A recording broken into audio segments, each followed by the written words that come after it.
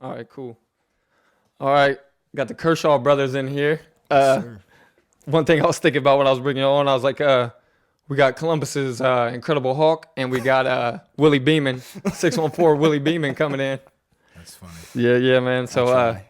yeah, I seen that was a little moniker nickname you throw around from time to time, and then this dude, anytime I see him in some kind of video working out or something, I'm like, Hulk smash, man. But I want to get you guys on for a number of different reasons, but some of the big things, just knowing what you guys are about and the type of vibe you're putting out, and the things you're doing with business that are also impacting people in a positive way to help out with fitness, with stuff you're getting into as far as being a dad and parenting and stuff like that. And I see, even though a lot of stuff you posted, Ben, is real like controversial at times, or I try. stirring the pot, poking the bear, all that type of Just stuff. gets It's people like talking. yeah, it's still a lot of what you are putting out and what you are doing is I still see the posts coming through and things that you put out, getting people on the right path and telling them no excuses, the complaining mentality. Oh yeah. That thing, I mean, that was two things with both of you guys too that clicked a lot with me. Is I feel like I've seen you mention it or heard you say it, whether on social media or like on a status or a picture or something, but as well in video. And the same thing with you. Two different quotes that stick real hard with me, and one with you is the one you were saying about how who you are when no one's looking, and that's been something. I think it's at the title or in the bio of my Instagram. It's been there for years. Nice. And then with you saying all the things about the victim mentality and that helps nothing, and there's no positive to that, and that's something that I've preached a lot to people and try to put out a lot too, because I feel like both of those are things that in your character can be game changers into how well things go in your life, business, your family, everything. When the person you are behind closed doors is the same person you are to people's face, and that's a good person. And then also you're not in any way, shape, or form blaming anyone else or taking any excuses and things like that. Oh yeah. So we can get right into it, man. I kind of wanted to give like a little. I usually just go straight into asking you guys or the guests, okay, give me your origin story, tell me the snap, which I'm going to have you guys do as well. But I kind of also wanted to give my guests right off the bat a little bit of idea of who you guys are, and before we get into all that of like just what you're into now and stuff. So with Justin, former Michigan State, successful player there, did well. I seen where you were All-American academics, was it, freshman? Yeah, by the skin of my teeth. And I think my senior year, too. Gotcha, senior year, too. And by your senior year, captain, honorable mention, All-American as far as on the field, things like that. I got to correct you. I think it was just all Big Ten, but All-American. All Big Ten. All Big Ten. All Big Ten. No, that's exactly what I want. Let's be as real as possible, man. But after you get done, go on to getting into different business ventures, starting your own business. Medical company, medical supply company, the Hangar Project, and now everything you're doing with the Plank Session and the Massive Dad and all that. Yeah. And then as far as what I know from Ben too, so Ben, football player, like I said, Mr. Willie Beeman, quarterback that Columbus Gladiators. Yes, sir. Any other no, teams or affiliate? Okay, nah, but the Columbus Gladiators, quarterback. Then I was also going to say, I feel like a rapper / skateboarder early on. Ben the rapper does exist. Gotcha. He did exist. Gotcha. And then now heavy into the pack games, which seems to be your main thing now. And something that I really think is interesting. And the first thing I thought when I saw that was I was really surprised that I haven't seen anything else like it. You know what I mean? Like, yeah, you mentioned stuff about like Ninja Warrior or some of the obstacle course races they have now and something like that. But as far as putting in a competition for money with kind of a lot of different aspects, and the way you guys have picked things seems pretty cool so far. But now that we've kind of set the stage for who you guys are, like I said, Justin and Ben Kershaw, give me a little idea of like how you guys grew up. If whoever wants to take it can take it, but kind of how you guys grew up, what kind of parents you came from, and the environment growing up. Yeah. I'm happy to be here with my brother, my little brother. That's what I call him. Younger brother. But we grew up in Reynoldsburg. When we first got to Reynoldsburg, we were the darkest people there. And you see how light I am. So my dad moved us there, I believe, because he wanted us to grow up in a good community. And it was like, right outside of Columbus, suburban area, good schools. And there were 6 of us. My dad is a very strong, powerful figure. He was a police officer. He was an entrepreneur. We actually had a pizza restaurant, and he owned property all over the city. He was a great football player, and he was just this big presence of a guy. Still today, we say yes sir, no sir. Where did he play football at? He played at Florida State. Okay. And then he ended up finishing at Toledo, but he always emphasized hard work to us. Our parents got divorced, and our mom left. So actually, my dad was the one that raised us. So it was my dad and 6 boys, and our house was just a great time, a lot of fun. Bachelor pad? Yeah.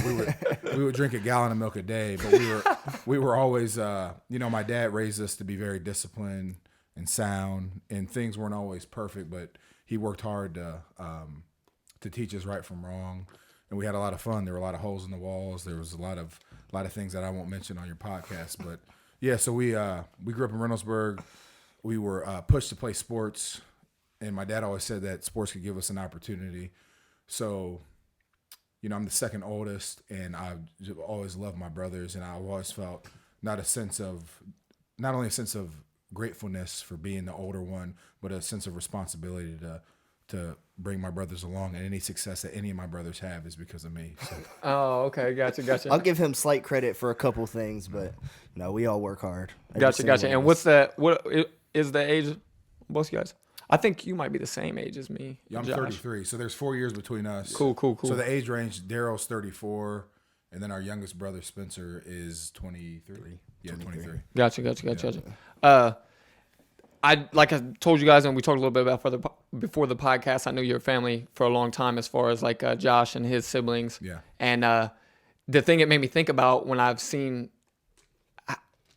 from their family how they conduct themselves and the type of people they are, and then now meeting you guys, seeing you guys online and seeing what you talk about, and then hearing the little bit that you explained in the first episode of the Plank Session and all that, it made me think like, man, what kind of figure did you guys as parents come from as far as the grandparent, or the grandfather, grandmother that created this much like powerful, well respected, generations to come. Yes. Because I feel like there's somebody or a group fired up, bro. That you really? Said that. And here's no, why. I'm serious because that's legacy. No, I'm serious. Yeah. I'm serious as a heart attack because to think about what I know of you guys, and then there's other random family members of you guys that I know as well too. So like I knew Daniel from going to West, and that's our other brother.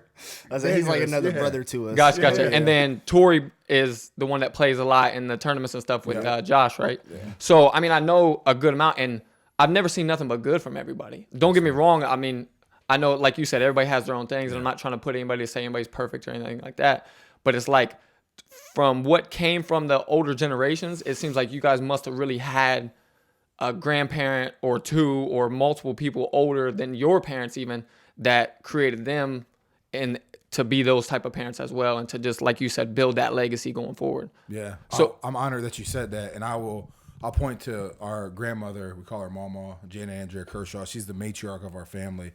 And I would say that the underlining truth about our family is nobody's perfect, but we were taught about Jesus. We were taught about Christ. And so everything we've done in our family was rooted in that Christian background. And people weren't always perfect, but I've never met my great-grandparents. But from what I understand, my great-grandmother was an incredible woman. She loved the Lord. She loved Christ. And I would say if there's anything different about our family, it's the prayers that she prayed, and it's the blessing of the Lord.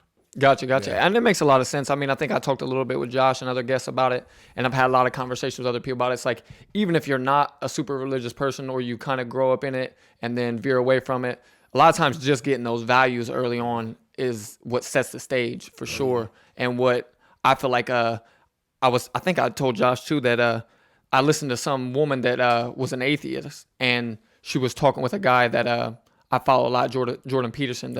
You like Jordan Peterson? Yeah, that's my guy, man. But and he was telling her, she was saying like, well, why can't you just be a good person just because? And if you're somebody who just wants the best for people and the world and this and that, whatever, then why does it have to be this, or why can't you be that without having some kind of deity or this and that, whatever, something. And as I got to talking, he was telling her like, he was like, let me ask you a question. He was like, well, were you raised at all in any type of religious stuff like that? And sure enough, she was. And he was like, so even though you think you're forging a lot of these values and stuff on your own, they were instilled in you from an early age through the religion and through your parents and that type of setting. Yep. So, but yeah, I was just really interested to get that bit of information because I was thinking like coming from knowing their family, all the waters, and then knowing as many of you guys now and stuff, it's like I knew there had to be somebody that really was the big impact that set the stage for all that. But so then let's get into going forward football careers. So I see, of course, if you went on to play Michigan State and he's playing for the Gladiators, stuff like that, you say your dad played and that was a big influence, and you said he kind of pushed you to play it. That's always an interesting topic to me too, because it's like nowadays everything with the CTE and all that, it's like everybody's kind of weary and wants to kind of shy away from it. And you have all girls, so I don't know how much of a decision that's even going to be for you. So far, I have all girls. Oh, okay. I was going to ask that a second ago when you said something about, oh, okay, well, I got to, for the next time, or I got to stop working out. I was going to say, oh, you planning on some more? Gotcha. But it made me think about like with the whole CTE thing. Is that something that you give much thought to? If you have a boy, you're not shy, are you in any way think you would shy him away from something that is going to give head trauma or anything like that? You know what? I think football is going to turn into what boxing is now. We're at the turn of the 20th century. Boxing was a sport that was predominantly the participants were predominantly Italian. Then there were Irish guys, and then there were black guys. Now you look at today, it's a lot of Mexican and Filipino guys.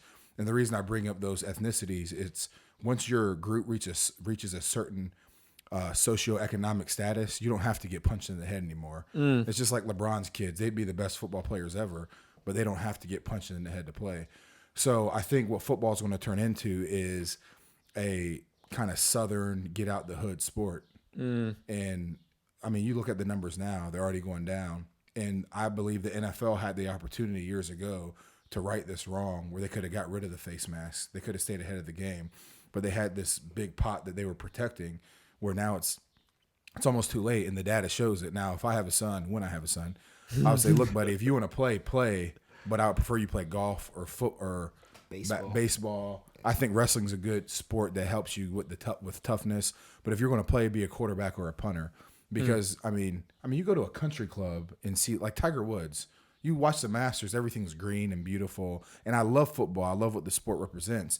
But you're probably not going to make it, and unless you're a quarterback. The average career is 3 years and 3 games. So I think it's from a standpoint, there's more to life than football. Even though I love the sport, I'm glad I played it. So to answer your question, yeah, I would let him play, but I would say, hey, play quarterback or punter, and we can get your toughness at wrestling or doing some other type of sport. Gotcha. You feel the same, Ben, or what is your thoughts on it? I'm slightly there. I do. I look at we have a younger brother, Matthew, who he is into sports more now than he was back in the day, but he was just more of an academic guy. He did all his homework, took his tests, and now he works for Google. So it's one of those things where you don't have to get punched in the head. You don't have to take a beating. I do think I would lean more towards trying to get him baseball, golf, but those are expensive sports. So for sure, man. So it's also one of those things where if they showed interest in it, I would make sure they knew what they were getting themselves into. Because I mean, I still to this day I play, and it's I just love it. It's just I love to compete. I love to play. I love the feel of everything about being on a football field.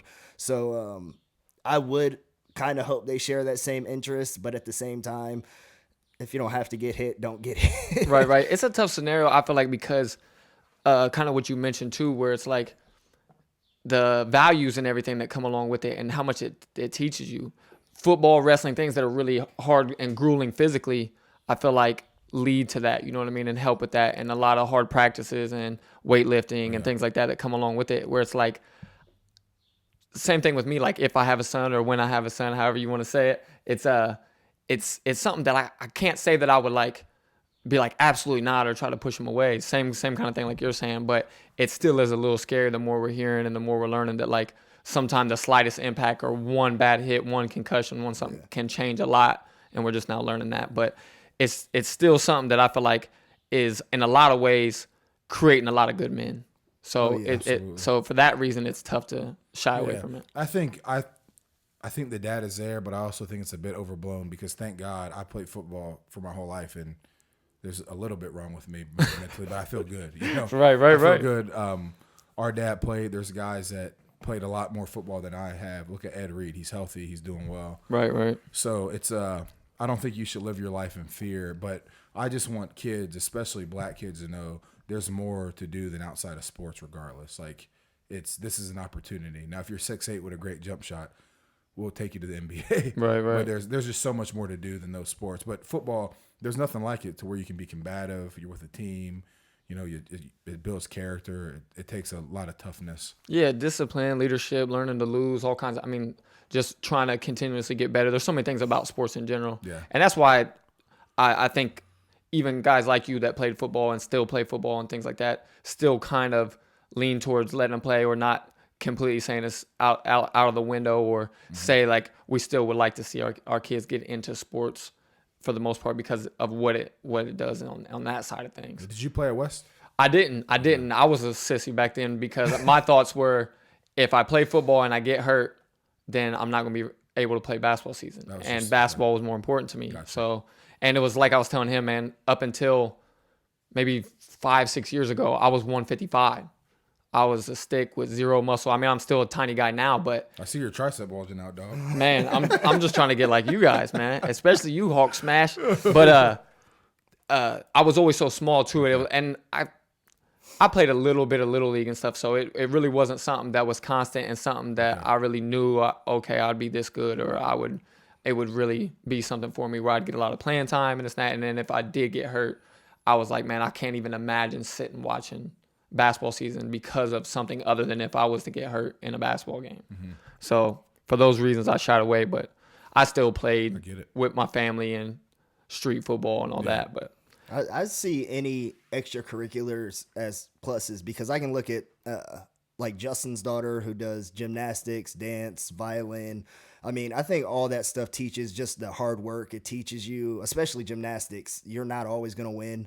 So just those life lessons early, I think, can get the job done that football does, being around those type of people that also work hard. So like you said, I don't necessarily think, I mean, because some people take the basketball route. So football, basketball, baseball, as long as you're doing something, that's what matters. And there's a beauty to football too, though, man. Like watching the triple option, like running a post. I mean, there's just like an art to football. There's a lot, man. And then even like you said, it's funny that even though you were saying like golf and stuff has good scenery or possibly better. I mean, sometimes when I just see a really nice field and it's all the green and it's like the beginning of the season and stuff like that, I'm like, oh man, I would love to be out there right now. Or just it just makes you want to get out there and run or hit somebody or something. Yeah. There's nothing like it. I mean, as popular as the Masters is, you're not putting, you know, the ninth hole in the middle of the horseshoe and 100,000 people are showing up. Mm-hmm. You know, football is, I mean, more people participate in bowling than any other sport, but they're not filling up 100,000 capacity arenas. College football definitely seems like they have it figured out as far as the business plan and bringing people in for sure and going about it that way. But so then let's get right into what a lot of this is about. So after you guys do your thing, school, getting into football, doing that, what kind of push you towards getting into business? And that question kind of goes for both of you. I know you said that your dad had his thing going, and so that I'm sure that kind of trickled down and you guys got to see that firsthand, which I think is a major player. But for each individual, what was the thing that kind of got you guys leaning towards starting your first business or getting involved in your first thing? I would say I think it's just kind of in our DNA, especially, I mean, I'll speak for myself because I can remember being in middle school selling candy to kids. I can remember trying to draw pictures and sell them to my neighbors. Even the Ben the Rapper career, it was always just kind of, I want to do my own thing. I want to be my own boss. I want to make my own decisions. I've tried my hand at building websites to do that. I've done quite a few things, but I do think watching my dad be a police officer, be a detective while running a pizza place, while owning real estate, it just kind of grows on you. You see it and it might not sit at the top of your conscience, but it kind of just rolls in on you. So I think it's just kind of something that I've always been grown to, something that's always, it's been like a passion of mine. Yeah. It's just been a passion of mine to where it's just, I want to run my own things. It's been great. Yeah. I would say for me, just seeing my dad being a business owner. So when I was done at Michigan State. I signed with the Panthers and I got released. I thought I was going to have this great NFL career. Then I thought I was going to teach and coach, but my daughter was 2 at the time. Then I worked for Stryker selling medical equipment. Then I worked for a company, 3M, selling sandpaper. They wanted to relocate me to Tulsa, Oklahoma. I'm like, Tulsa, where is that? I'm definitely not going there. So I remember I couldn't work for them anymore, and I started teaching at a school. I was a sub, uncertified teacher, and I wasn't making a lot of money. I was depreciating. I was going broke. And I remember I was in the barber shop, and I figured if I'm going to be broke, at least I don't have to look broke. And I read this. I picked up Ebony magazine, and I read the letter from the editor. I've never read Ebony magazine. And it talked about how the push in the 80s and 90s was for black-owned businesses. And then it went on to say that was great, but oftentimes those businesses only serve the owner because not everybody's a business creator. And what we need is not only black-owned businesses, but black job creators. And it hit me like, wow, this not only can generate money, but it can be a service because not people usually they don't want a hand out. They want a hand up. They need help. So that's what inspired me to I wanted to be a job creator. And that's when it hit me when I was broke in the barbershop. Like, okay, I want to start businesses. Gotcha. And what do you think did it with your dad, or where did it come from with him? Why do you think, was it his parents kind of the same way, or was it something where he just was a hustler, or what? I think Dad's a visionary. Yeah. I mean, he wanted better. He wanted better for his family. And growing up how he grew up, like, you know, the 70s, he was born in 62, 60s, 70s. There was a lot of, I think, racism where people were trying to step on you. And I think my dad saw from other people that he admired, like, look, I can have something better, not only for me, but for my family. And I think that was the motivating piece for my dad. Gotcha. So, and did he have a lot of the business going like early on, like when you guys were really young or before you, or did a lot of it come after or after he was a single dad, or how it was it, or is it just kind of across the board? started when we were young. Yeah. Okay. Yeah. Okay, cool. I mean, it's just trying to get an idea or a piece of where he got it to then pass that on to you guys as well, too. I know it doesn't necessarily have to be something that's like genetic or that type of thing, but it just seems a lot of times seeing it in home is something that I've seen as a major factor. It's been a major factor for me, like starting this and looking into other things because my wife has a business, and seeing her do things like that, she just kind of just started it and just started going. And that was the first time that I seen like, oh, so you can, if you put in the work and stuff, it's not like you have to have some kind of secret or be this type of person or everything, but it's like if you just add it, if you're just at it every day and trying to get better and trying to figure it out, it's like a lot of people can start businesses. Awesome. That's a lot of what inspired me to do this and bring you guys and these type of guests on, is because I feel like people coming from regular everyday scenarios and similar to how I grew up, and a lot of the people that are going to listen grew up, and to show them anybody can do it. Anybody can have this type of path, this type of route. You don't have to be somebody that comes from crazy money or some CEO father or this and that to really get that path and get going. Yeah. But so what was the first business that you went into with that decision? So the first business that I started after I read that article was Venia Medical. Okay. Yeah, so I've had a lot of help along the way, and I was looking to start a business. I've helped them a lot along the way. Yeah, but I'm talking about people that have actually generated dollars for me.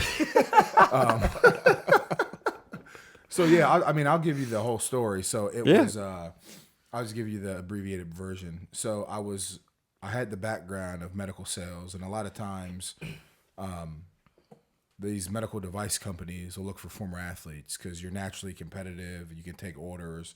You're a bigger guy, so you have a presence. Was there like a sales aspect to it or no? Yeah, I was in sales. Okay, yeah. So that makes sense to me when you talk about sales. Yeah, so they want you to sell. And so make a long story short, man, I was in a place, and I attribute all of my success, anything that we've done together, as divine intervention. It's been the Lord's hand and His blessing. Now, yeah, we've had to show up on time, but it's really been His hand of blessing. I started leveraging my resources, and I saw the distributor model to sell medical equipment where I didn't have to manufacture anything, and I was a broker in a sense. And met a guy, he really liked me. He said, "Hey man, if you start a company, I'll be your first customer." And it was like, man, let's go. So I just started learning the business. I would go and call on doctors, and I think I was like 2 for 2 my first time, which is unheard of. I'm still not 2 for 2 since then.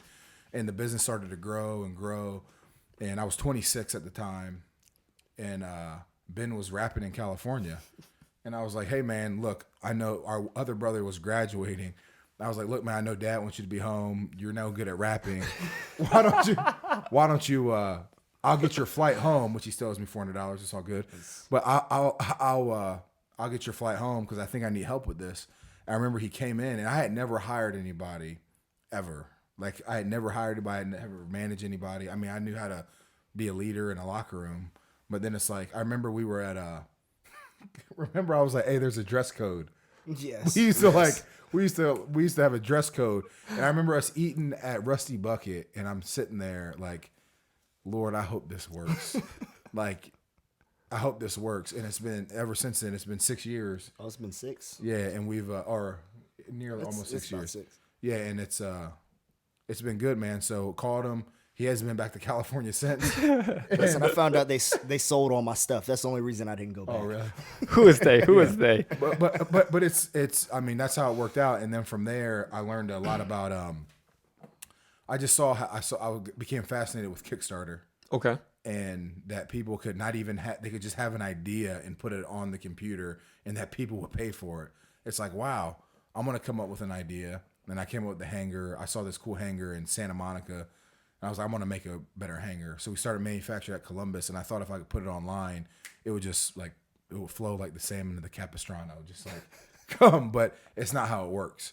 And from there, I started a few supplement companies, and now we're on our basically 4th movement. But I was always inspired by Ben because I remember after high school, you had the ad bench. Remember that? That was my first website. I thought it was the greatest idea. I still think it was a great idea. Get into that. Tell me, because that's what I was going to ask as well too. Same kind of question. Like, what was the first business venture, or you getting started? I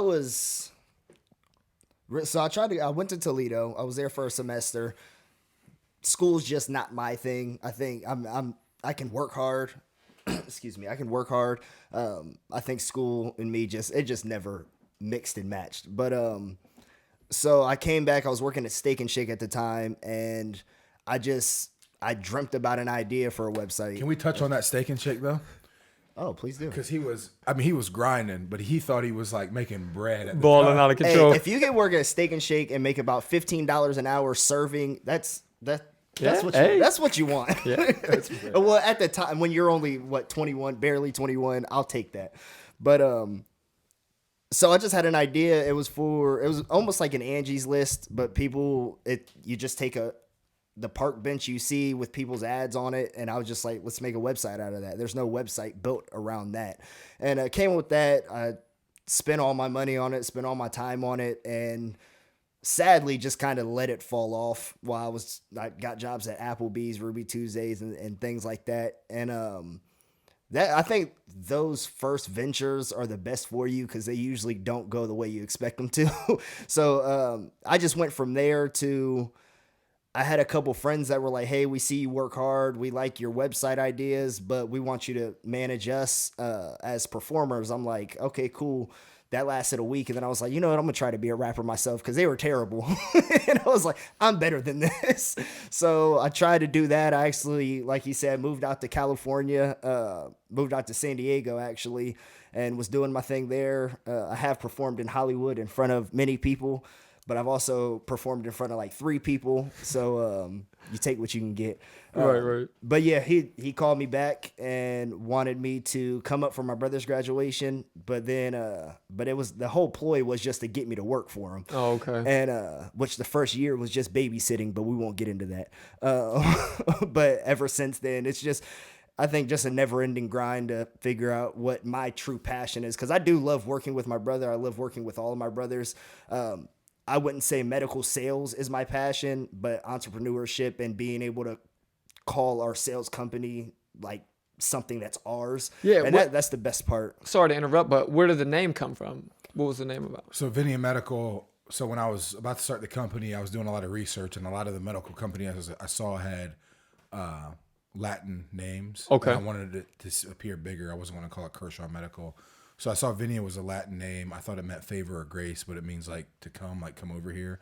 So we just say that the best is yet to come. Venia Medical. Yeah, or come on over. I didn't know that over until with the just business. now. Yeah. I still thought it was like grace or favor. I had no idea he was wrong So about Venia that. Medical, the best is yet to come. And speaking of Ben the rapper, you want to bless the mic real quick, bro? Don't play because I will rap right now. Justin says absolutely not. He says he wants no parts of that. He said, see, and he can make fun of my rap career all he wants, but I bet he can quote me. I supported him. I would have people like, hey man, listen to my brother's stuff. And they'd be like, oh, this is cool. I'm joking. Some of his stuff, my drink will kill your brain. That was great. It was in my partying days. It is what it is. Yeah, I listened to a few things, man, because I was trying to search and trying to get some details, some research. That just reminds me, I have some stuff I got to take off of YouTube. Yeah, I mean that's No, true. I would leave that. Well, just imagine our matriarch grandma, Christian, love the Lord. Hey, mama, listen to this. Hey, but she's my biggest supporter because she was like, I mean, it's good. I don't really know what you're saying, but it sounds good. Yeah. So, hey, I'll take it. That's also something I thought when I first heard it. So like the songs that I heard were like party songs. Yeah. And talking about drinking and kicking it and all that. And I was just like, yeah, that does seem like, I don't know how well the family dealt with that. And to be honest, like I've never really kicked it like that. And that's one of the things that I kind of learned. It wasn't a culture I wanted to truly be in, but I do feel like we made great music, and it was just one of those. I enjoyed the music aspect of it, the creativity of it, just creating something. I love that. But I think you have to get into a culture you don't necessarily, with the music I was making, that you don't really want to be a part of. So that made the decision a lot easier. Right. And it's weird too how like for the most part, a lot of the music, especially in the rap industry, it seems like the stuff you're gonna say or the stuff that a lot of times is cool is the stuff that's cool for kind of no reason or not really the cool things, and then it try to live that lifestyle and talk about those things. Kind of either your music gets played out or you get played out trying to be that person. Exactly. And that's why I like different cats. Like I didn't even really get into Nipsey too much, but it makes me want to listen to him now more with like what I've seen from him and seeing in the interviews, and I knew what he was doing, like trying to do with businesses and things like that. But people that talk more things around like family, life, this and that, and even like even I don't know if you listen to much Fab, but Fabulous, like the soul tapes to me are crazy. The soul tapes are something I've always liked. Nas is somebody I've always been into, and a little bit of Jay and stuff like that, but people that actually talk about something other than just partying and kicking and stuff like that, whatever. But yeah, like Gucci Mane. Yikes. Nah, but the crazy thing is I feel like I randomly see posts now where like people are putting him with inspirational stuff or putting little quotes from him, and I'm just like, hey. If you grew up the way he grew up, I mean, some people could find some stuff he says inspirational because he made a way. It's like football. He made a way out because he felt that was the only way. I'm not gonna say he's So can I say something? So I don't listen to a lot of rap often. Okay. But I was with my good friend of mine, Otis Wiley. His wife works for the NCAA. And he was like, hey man, 2 Chainz has a song called NCAA. I don't think I heard NC2A. And I was like, okay. And he had one of the realest lyrics I've ever heard in my life. Do you know what He said, and I quote, 2 Chainz, I've never thought I'd do this. He said, NCAA just wants athletes to get good grades like mixed baby hair. I was like, what? Like, where have we gone? I'll let you hear it. Hey, I believe it. I like 2 Chainz. 2 Chainz is a story of never quit because he's like 40 still in, like, he didn't make his break till he was like 35. Nice. So it's like, well, and I think a lot of it is cool, and I think like even with what me and you were just talking about before that, it's like it's weird too. You see people grow up in it. Like you see them start out like you were saying, like with Gucci or whoever, and they're talking about whatever, you know what I mean? But it's weird how like the things that they go through in the industry and dealing with money and dealing with their family and relationships and stuff like that, like kind of grows them up a lot of times. It's weird. Like a lot of times I'll see somebody, I'm like, man, they're going to be gone tomorrow because they're talking nonsense. There's and no maturity there. Yeah, and there's no substance and this and that. But then it's crazy. You hear them a year or 2, 3 later and you're like, oh, they're talking a totally different vibe now and stuff. So I see a lot of that too, but it's interesting.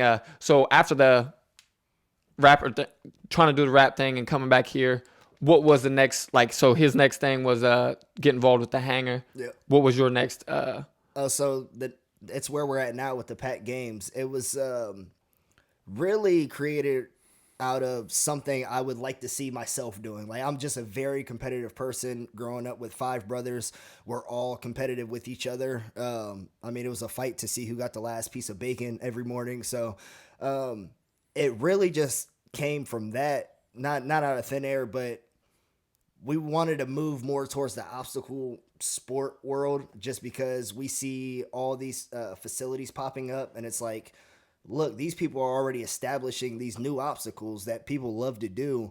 We can tour around and actually hold these challenges at these facilities, and you get a new type of facility each time. Some are indoors, some are outdoors.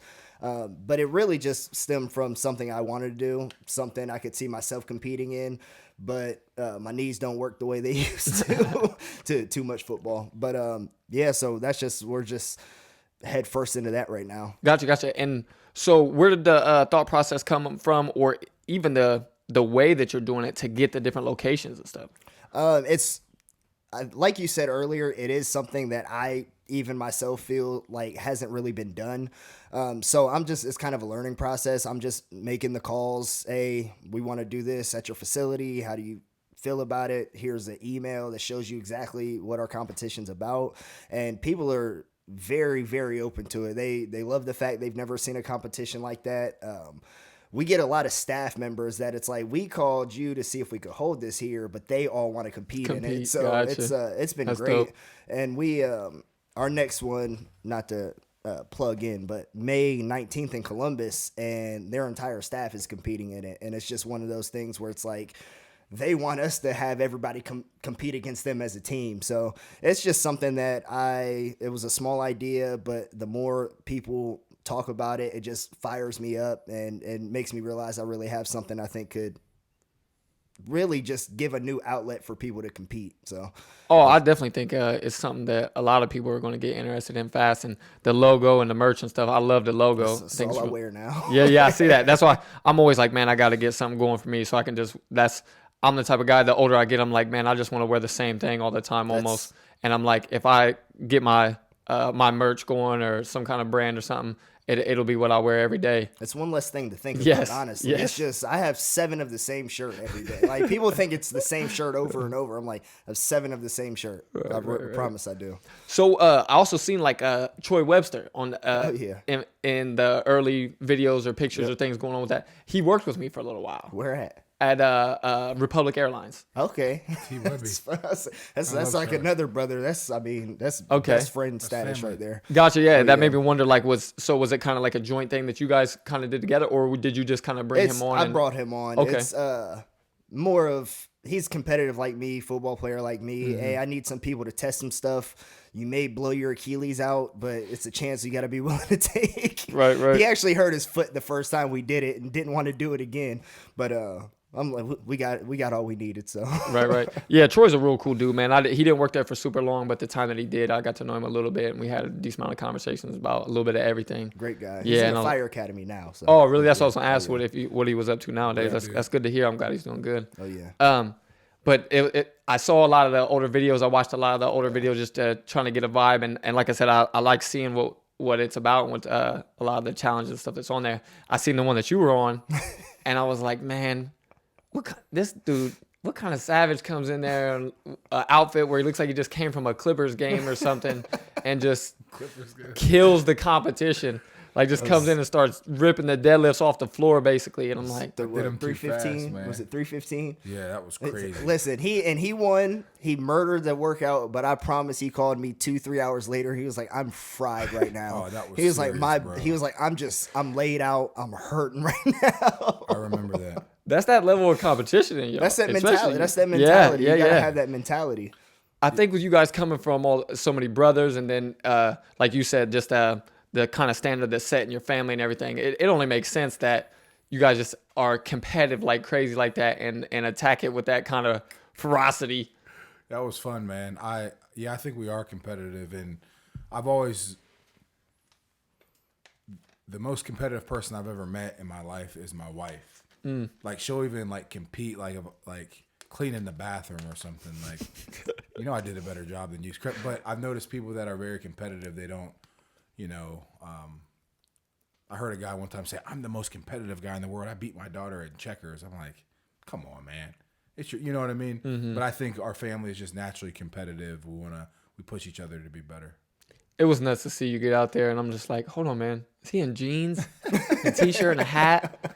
I'm like, other dudes in basketball shorts and a shirt off or a beater or something like that, and I'm just like, Justin just walks out there like, oh, no big deal, let's go ahead and get after it, and then killed it. And I'm just like, man. He told me, he said you can put anybody in front of me as long as they're not juicing. He was like, Fair playing I field, want it please. fair. I just want it fair. He was like, but I'll win, and I'm glad he did, because you can't lose on your brother's show. I wouldn't let him live it I would down. have still been competing at the pack games. He would have made me scrap the footage if he lost. Right. But you know what though? Those pants, they're actually sweatpants from Public Rec. They look The like same ones I jeans. got. Yeah. That's great sweatpants. Yeah, I remember seeing somebody mention that. I think it was Joe Rogan on his podcast. They're awesome. I don't know if they were the same brand and everything, but he just mentioned like something that looked like jeans that were stretchy for working out and stuff like that. I'm like, you can get away with wearing them anywhere, really. okay. And to that point, I know a guy named Chad Margo.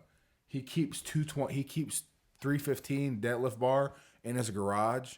And he just will walk past it during the day and get it with no warm up, because he's like, you got to be ready at all times. Savage life. I'm like, bro. That's how discs get herniated. He's like, that's why I deadlift, to save people, man. I'm not going to warm up before I pick up a car off of somebody. I'm like, you're right, man. That's a different breed right there. That's a adapt. different breed. Yeah. And Graham Holmberg, CrossFit champ, he always says like, hey, if you can get 315, you have to be able to get 315. I knock on your door at 2 a.m. I'm like, it's in your front yard. Can you get it right now with no warm up? So I get it, man. I like it, man. I like it. I put it in my kitchen.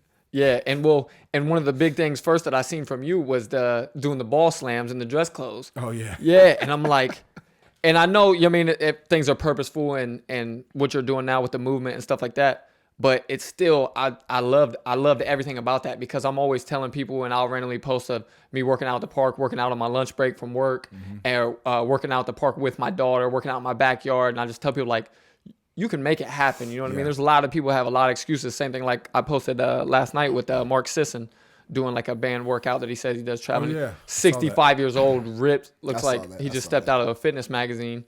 And but it's swole, man. It surprised me because I knew of Mark Sisson and I had followed him, but I don't know if he just never really posted that type of thing before, or I just never came across it. But seeing him with his shirt off doing the workout stuff, I'm like, yeah, man, this dude is jacked at 65 years old. Yep. 65 years old. His body looks like he's 20 something, 30 something. Yeah. But I love anybody pushing that narrative that, you know what I mean? There's always a time and a place and that you can make it happen. Thanks, bro. Yeah, and that you don't need you don't have to say, oh man, a gym is too expensive, or I don't have time to do this, or I got to go get me some gym clothes first. I hear that from so many different people. My dad, man, I was talking to him about going and just getting on a bike or a treadmill or something to get started and getting active at a YMCA. He lives like, man, it's almost like, I'd say kind of the comparison of like 2-3 blocks from a YMCA. And for months, he's telling me, yeah, I got to get shoes. You know, me and my wife, we got to get shoes. We got to get this and that. And every time I talk to him, yeah, we still haven't got shoes. And I'm just like, you just got to go, man. I don't care. Go do it in flip-flops. It doesn't matter to me. Just get moving, get started. Because I feel like so many positive benefits to it. That's something I tell a lot of people too. It's like, what's the downside to working out? Oh, yeah. What's the downside to exercise? You're going to at first be a little sore, and it's going to be kind of set you out of your comfort zone. But past that, I mean, it's upside on top of upside on top of upside. I was really surprised when I got into it. I always thought, like, I don't want to go to work all day and work out and then come home and do something working again. Yeah. I'm already tired when I get home. But I had so many people telling me, like, no, you don't understand. You'll have more energy. You'll feel better. You'll sleep better. A lot of different things like that. And I'm just like, okay. So when I got into it, all that stuff came along with it. And ever since, it's been something that's been a big part of my life and something that means a lot to me. And I see that with you guys too. So where did that influence come? Did it come along with football? I heard you guys saying, I don't even know, it might have been before we turned the mics on and everything, that you guys' dad was pretty ripped at one point, or a good portion of his life. He's a weight room guy, and he told me that if I want to be a good football player, you have to work out in the weight room. He always said football players were made in the weight room, almost so that I like took lifting more serious than I took doing actual football drills, which is kind of how you get better at football. So, but then being a blue collar overachiever, like I was slightly above average athlete, I needed every advantage I could get, and I just fell in love with the weight room. And my favorite place, one of my favorite places in the world, is being in a gym. The weights don't lie. It's like a place of self-improvement. You know, it's like the library. Growing up, we had probably out of all my friends, we had the sweetest gym in the basement. I mean, we had Real bench. weights. I'll say it was real weights. Even to you don't go to people's places and see them have like a leg curl and leg extension free weights. And so it's one of those things where Definitely it's like, we grew up, you go down the basement, there's a TV here, there's a whole weight room here, and you got to kind of pick and choose. Sadly, I don't think I really started working out hard till I was like 20 though. It was just, it finally clicked. I wish I would have worked out harder when I was 14, 15. But now I've hit that point. I just love every bit of it. You surprised me, man, because Justin looks the part. Like being so big and everything, it looks like, he's just going to pick up a ton of weight and throw it around like it's nothing. And he does. But then with you, I was like, okay, it's smaller guy than Justin's that. Since I've started seeing your posts and seeing what you posted last night, I'm like, man, this dude can. You have to keep up with him. Oh, okay. What do you do? Just 315 on the fat bar bench, but nothing too crazy. But no, but How many reps? 5? Just some singles. Oh, okay. Yeah, no. Hater. No, that's strong. That's strong. No, I got long arms. That's all it is. I don't think I was really strong. anatomically built to bench super heavy. With a fat bar? With a fat bar. That's a good weight. It felt good, but but because we are all competitive, I think you just kind of our brother Matt that works for Google, like I said, he never grew up being like a physical specimen or anything, but even to this day he'll hit me up like, you're getting fat over there, aren't you? Like, I've been hooping every day, you better not get fat out there. And so we just kind of keep each other, like iron sharpens iron. But even hearing him say he got 315 on a fat bar, I'm like, man, I better get on exactly. You gotta step it up. We make each other step it up in every aspect. That's the best, man. I love hearing that. I love hearing that because it's like, especially because it's in a realm too, like we were talking about, that's a positive benefit. You know what I mean? And keeping you guys at it, keeping you in shape, keeping you motivated in a lot of different ways. Oh yeah. Yeah, man. I can't tell you, when I've seen a lot of the videos, and you surprised me for sure. But both you guys, I'm like, man, you guys get after it. I appreciate it in a major way to see people, especially too, not to say that we're older or getting older or anything like that, especially you being the same age as me, but it's like so many people, and they talk about it too a lot with athletes, but even somebody that just plays high school or just plays a little bit of college or whatever, it's like they think when sports is over, like, what do I need to be in the weight room for? Yeah, I talked to, Louis Simmons, Hilltop area, Westside Barbell, strongest man, one of the strongest men in the world. I've heard of him, but I don't know or know too much about him. He's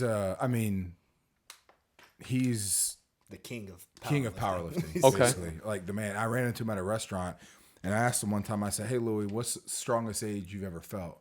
And he looked at me and he was like, did like this, and he pointed to his brain. He was like, it's all in your head. He was like, I broke a world record when I was 55 years old. And it's the same thing. Tiger Woods had an anterior or lumbar fusion where they went to his spine through his stomach, and he just won the Masters. Tom Brady's 42, and everybody told him he's so old. I think you stop getting better and working out when you want to stop getting better. The guy you just mentioned, he's 65 years old. And yes, you have kids and your body does age, but if you take care of yourself and you stay intense and you're prayerful, I think you can last a lot longer than what society and the culture says. Yeah, for sure. And with what you were saying too with Tiger, it's weird. I've never been a golf fan, big Tiger fan, any of that. Yeah. But it's weird.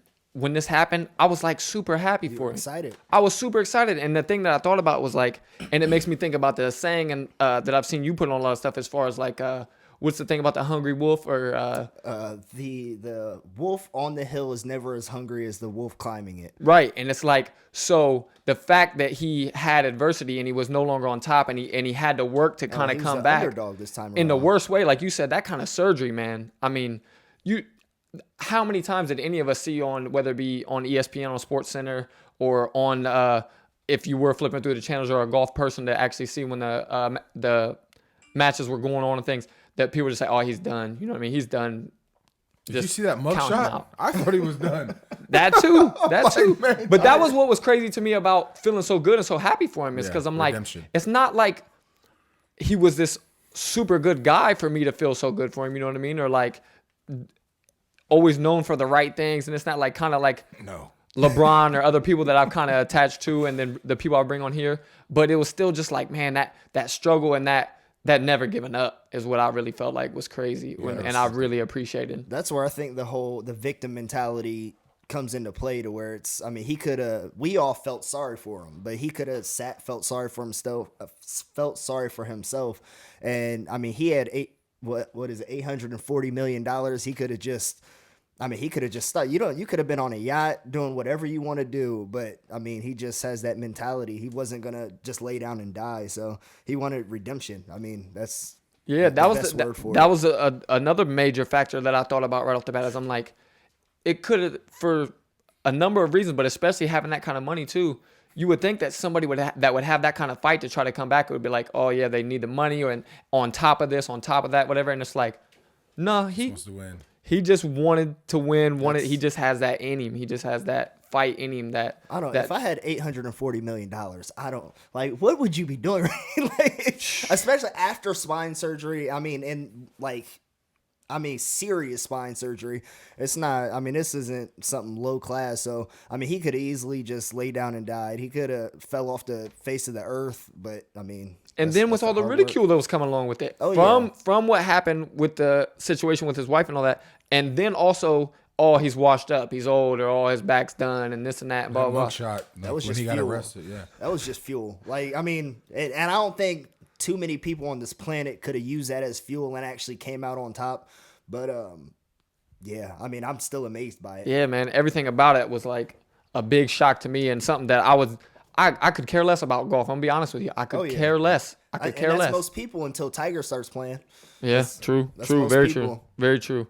But to get back onto the thing with the pack games and all that and everything you guys got going now too, I see the way you guys are handling social media and using it as a tool for your business is also something that I really appreciate, and kind of, I like that I can take little bits from you guys, you know what I mean, and learn things and see things that I haven't even considered, you know what I mean, and to see a lot of your videos and the quality of your videos and how they're done is something that's inspirational like crazy to me, and I love how everything about it, music, everything that's done with them is something that it just comes off real professional, you know what I mean, and I think that's something we tried to do early on with this, to where we were hoping that it sets the tone, and I think that's what you've done. And then now seeing your thing, I feel the same way. And I really, really like that first episode, because my producer here, Luis, was trying to talk me into the same type of thing, like first episode, episode 0, that really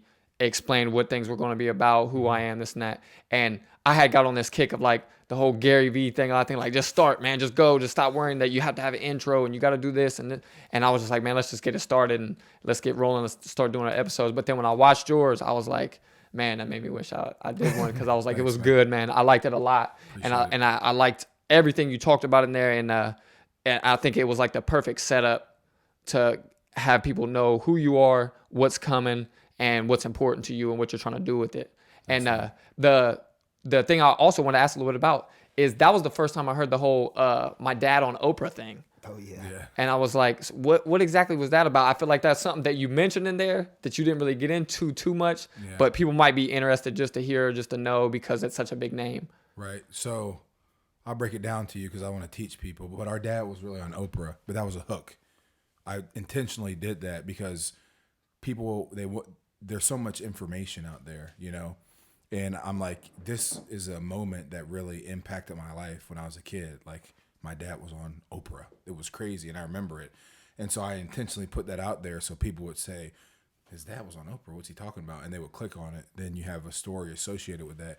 And that's what I tell anybody, that in this day and age, when it comes to wanting to be an influencer, wanting to get your word out there, everybody has a story and people connect with the story.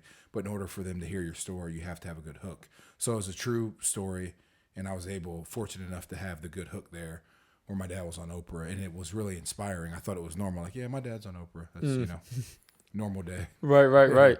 Yeah, that's definitely not something you hear every day. And it caught my attention for sure. That, like I said, that's why I asked about it and was interested in what the backstory was behind it. I mean, you did give a little bit in there saying like kind of the overall gist of it, but it was still something that definitely hooked me in. Yeah. And so really during the day, man, sometimes I'll text Ben hooks. He does. And it's like, what is he talking about? And he'll hit me back, like, or whatever it may be. And you know, with like, I encourage you, bro. Like, this is awesome. Like, you got the great team. I appreciate and it. People man. want to hear your story, you know, and that's how they'll relate with you, you know. And it's just like LeBron James. That's why people like him so much. Like, man, kid from Akron, you know, this is what he did, and that's how they connect with the person. So. Yeah, I definitely got to get this story out there because, I mean, I have a little bit more that I want to get into. I was talking to Ben a little bit about it before we got started. And it's like I got really sick at one point from an antibiotic. And it was kind of like I told him the perfect storm. At the same time I was had to be put on the antibiotic. I was trying to gain weight when I first started lifting weights and working out. And I was just eating anything and everything 24 hours a day and going about it all the wrong way and eating crappy foods and just following that narrative that just as much as you can get in when you're a skinny dude is the route to go. Lift big, eat big, that type of thing. And I ended up getting really, really sick off it. And I went from 209 to like 138, 39 Jesus. in like a matter of maybe like a month. When was this? I think it's been right about 5-6 years, maybe 7 Wow. now. So, and it hit me hard, and it was crazy, man, because it was just like, no matter what I ate, everything was going right through me. It just couldn't, my gut was so wrecked from the antibiotics and from me taking in so much crappy food and constant food at the same time that it was just, like I said, the perfect storm that led to me just being real bad off. And it was a time like, it was a struggle, man. It really was, because I felt like, okay, if I can't eat and I can't process anything, digest anything, keep anything in my system, like, where does this go? Because I started going to different doctors, different specialists, things like that, and trying to see what they could figure out. And every time I was hitting dead ends, or a certain doctor would tell me, oh, I'm pretty sure it's this, and we're going to go this route, we're going to try this medication, things like that, whatever. And it was a lot of dead ends. And the crazy part about it was like, and it's something me and Josh talked about in the podcast, is like changing my mindset towards it and how I talked about it and getting into working out is kind of like what seemed to be the most powerful thing that helped me and what really started turning things around. And I told him, like, so something I mentioned there, and I know I'm probably going to bring it up a lot as the different episodes go on, but it was like, I was watching videos, because I was to the point where it consumed my life, where I'm researching all the time, like what I should do and what it could be, and different things to try to help a lot of the different symptoms and things I was having. So I would read medical papers. I would watch videos of blogs of people that were going through Crohn's, colitis, all your different digestive issues, IBS. Yeah. It's supposedly non-specific colitis because they couldn't figure out what it was, but it was colitis because of scarring that they saw on the colonoscopy, things like that.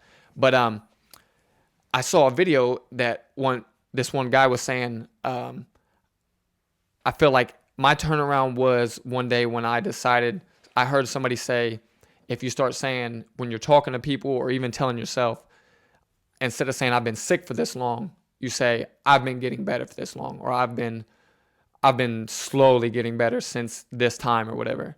And it's just that little flip of, instead of saying I'm sick, it's I'm getting better. Yeah. And it's weird, like that's kind of what I applied to my life. And I told Josh too, I had a conversation like really recent after I heard that, and I'm like, I'm gonna use it, I'm gonna try it, like let's get the ball rolling, I'm up for anything. And that, as well as this, around the same time, my wife bought me some weights for either my birthday or Christmas. My birthday's 2 days before Christmas. And I brought them down here. And this was just a dungeon back then. And I just came down here, and I'm like with the bar, just trying to do the bar, you know what I mean? Because I can barely do anything. Can't really even keep food in me. But it was weird that things just started rolling and everything started improving from there. But that's something that I know I do need to put out as like a story. And I also kind of want to bring some other people on here and maybe do a little series of people that have went through like the digestion struggles, because it's weird. I don't know if you guys are aware, but that's like a big thing nowadays, like a big thing. I was really surprised when I started looking that there is a ton of people and huge followings and pages of people just nonstop looking for answers, because they're going through the same problem of going to doctors and getting nowhere. Yeah. And with a lot of the stuff they're finding now with like microbiome and that type of thing, which I don't know if how familiar you guys are with that, but it's like that's something that it seems like that demand for it is also in turn creating a lot of innovation and new research on it that's helping people out, that I'd like to get some people on here that can also say, hey, yeah, this and this helped me as well. Because there's other little things too, like for sure things that I want to put out there at times, like I took licorice root, which helped me a ton, and it was something that like works to like coat your system. So it's like, you know how licorice is like gummy to a degree. So it's like helps coat things so you're not constantly getting irritation, things like that. Gelatin. So like, you know, I'm sure you guys are aware of like the bone broth kick and how big bone broth is. So bone broth and gelatin was something like that I think kind of changed the game for me too. Wow. But just to get on here and give that kind of story for people and try to help in that way too, I want to try to get something going with that as well, just so people can get the story and get some benefit from it too. 100%, man. Oh, yeah. Yeah, I'm all about just getting crystal clear on what your message is, and that's awesome, bro. Right. So we can get back to it. I feel like I just ran it a whole lot about my story. You said you wanted to get your story out. Get your story out. True. I appreciate it. Great. But so nowadays, what's a day in the life for both of you guys, and dealing with the businesses, and with you, the family life, and however your personal life as well? Because I'm not too familiar with yours. I see enough of his family life to get a ballpark idea. But what's a day in the life for you guys nowadays? Yeah, it's crazy in a good way. I wouldn't have it any other way. But we've got 3 little ones. It's awesome. I love it. Sometimes I come home and I'm like, Lord, this is awesome that this is my life. Like seeing all this beauty around me. You know how it is having a daughter, man. It's the best, man. The best. I can't even explain it. Yeah, and so you know, I usually wake up early when I can. I'll work out. We used to work out early together, but since the kids came around, sleep is prime. It's at a premium. Anyways, so yeah, I'll work out, and then if we have surgeries, we sell neurosurgery implants, so we'll have to be in a case. There's really not a routine with the schedule because the cases can happen at any time. So ideally, I like to wake up at like 5 o'clock and in a perfect world, like pray, read some scripture, go for a walk. I've been taking cold showers here recently, which it's tough. Are you doing it every day? No, I haven't. I've set it a goal to. Right. How long are the showers? It's supposed to be a minute. I usually last 30 seconds. But I did it one time. I've done a few. It wakes you up, and I always try to make it a point if I can to take Naya to school. My oldest daughter, she goes to school at 9. Take her to school, do some paperwork. If we have a case, go cover the case.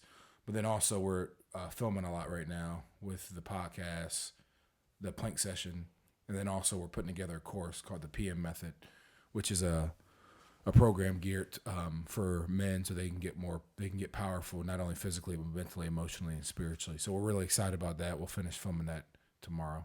I'm super excited to see that too, man. Thanks, man. Super excited, because that's what I was thinking. Like from the start, I knew basically that's the kind of vibe you were giving, is that something would come along those lines. Yeah. And it's exactly what I was saying earlier. Like I feel like it will spark it in a lot of people to see, hey, look at all the things this guy's into, and multiple children, multiple businesses, and he can get after it and even teach other people how to get after it. Yep. Straight inspiration. Man. Thanks, man. Yeah, it means a lot. It's like we talked about working out in like your workout clothes, or I love the new pants they're coming out with. You never know when somebody can challenge you to a squat competition, or when somebody have a basketball. Seriously. Though. So you know, it's just about always being ready to go, and the physical reflects the mental. If you let yourself go physically, I mean, there's probably something going on in your head that's not clicking, you know, and genetics is half the battle. But I see a lot of men, usually when they get up to about 35 years old, your body kind of stops helping you. You have to help your body.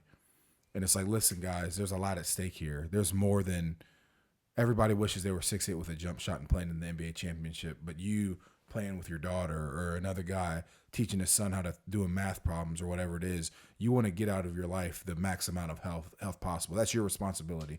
And if you've been blessed with good health, you can move, you can put your own clothes on. There's no reason why you're letting yourself get out of shape. So that's where the inspiration comes from. And also too, the physical is just our Trojan horse, because we really want to get to the hard issues and then teach dads how to start businesses. Because in this day and age, if you don't have to work a 9 to 5 for somebody else, let's not. You can build your own wealth, your own legacy. and there's a way that you can do that. So that's what our movement's geared towards. I love it, man, because it's exactly what this podcast has been about so far, and the topics discussed in every episode. Yeah, is straight up all the great. things you just mentioned. I mean, I see you got the streams book. Yeah, you already know. Plug our guy Josh after. That's my dude. Like I haven't said his name enough already. Yeah, I love that guy. Yeah, I do too, man. So the same for you. What's a day in the life like nowadays? Nowadays, it's I mean, I try. My alarm is set for 4:45. It's I get up somewhere between there and 5. Finally, roll out of bed. Just try to get some cardio in for about an hour. We talked about it, I dislocated my ankle 4 weeks ago, so I haven't been able to play basketball. So I've been doing a lot of swimming. So it's a nice switch up. It's low impact. People underestimate how good swimming is, but how hard swimming is sometimes. And but I do that, then I check with him, see what we have going on for the day. If nothing, or even if there is something, handle that first and foremost, and then really just anything for the pack. Like I said, it's a lot of cold calling, a lot of emails, we've been looking for sponsors and sending out packages and whatnot. And then really just a lot of, like you said, social media content, just trying to make sure the brand awareness is there. Talking with my team, make sure everybody's on the same page. We recently, me and a couple friends started a YouTube channel for the competitive spirit in me. We do random challenges. We played Dizzy Bet last weekend and put that out, and it's just something for people to laugh at. But also, it's keeping that competitive spirit. It doesn't always have to be serious. But then, actually, quick story. We did the challenge, and we had just one loser. And we have a punishment for him. It's like a bet punishment. And we actually did a Facebook Live video where everybody watching got to pick whether he ate a cricket or a hornworm. And that went on top of a slice of pizza with Da Bomb hot sauce, which is supposed to be one of the hottest hot sauces in the world. He ate it? And, he ate it. It took him about 30 minutes to finally do it, but he put it between 2 pieces of pizza and it crunched. He ate the worm. Were you guys in pet stores? What is this? Oh, I went to PetSmart. I legitimately went to PetSmart. He ate every bit of it. Hot sauce hot? Hot sauce. He cried afterwards.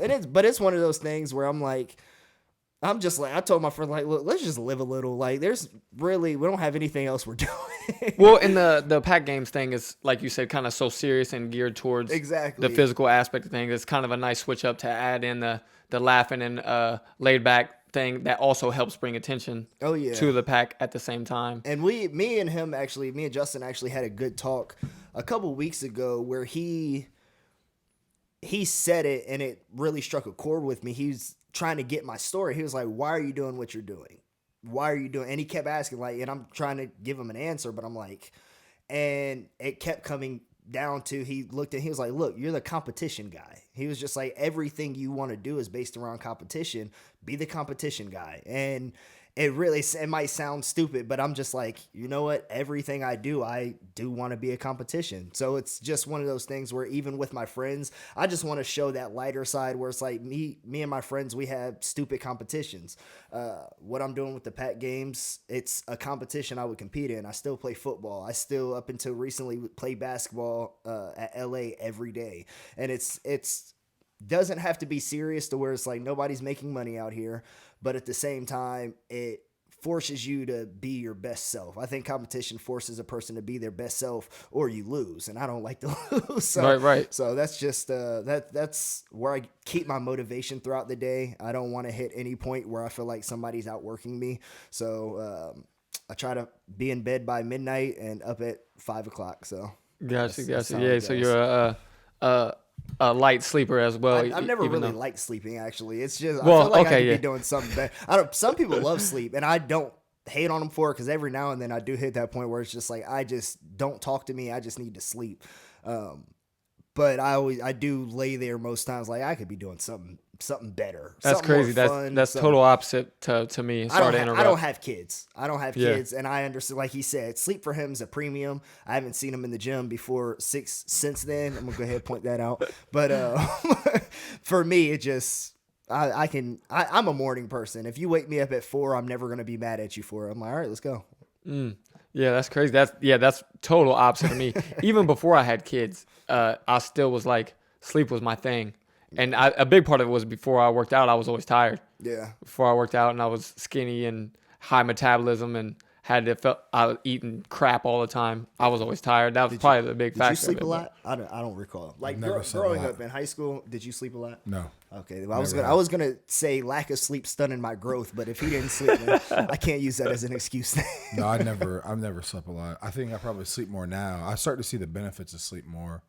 It's But great. I think you can function off of 5 or 6 hours of sleep, but eventually it'll catch up with you. I watched and listened to a podcast with on Rogan's thing as well with a sleep specialist, and he got into that, and he said there's actually certain people and certain genetics and DNA that they know can operate full capacity on like 4 to 5 hours. Yeah. Certain people just have this. Every body's literally different. And Yep. another thing, so Michigan, I hate Michigan football, but Jim Harbaugh, I think this is very innovative. When you're a college football player, you've got class in the morning, and then comes 3:30, you don't feel like practicing because you got meetings at 6 a.m., then you got class, and you got to come to practice. Well, what they do is they start their meetings at 6 a.m., and then students aren't allowed starting school before 12 p.m., so they get football practice done in the morning. That's great. Then you got the rest of the day to learn into your education, you recover, make sure you go to bed early, you're up ready to learn. It hasn't equivalated. They haven't beat Ohio State. But, I mean, I think it's innovative. And it's the same thing with sleep, though. It's like, hold on one second. I've heard presidents, they would wake up at 4 a.m., get a workout in, do their meetings, have everything. By 12 o'clock, they go eat lunch.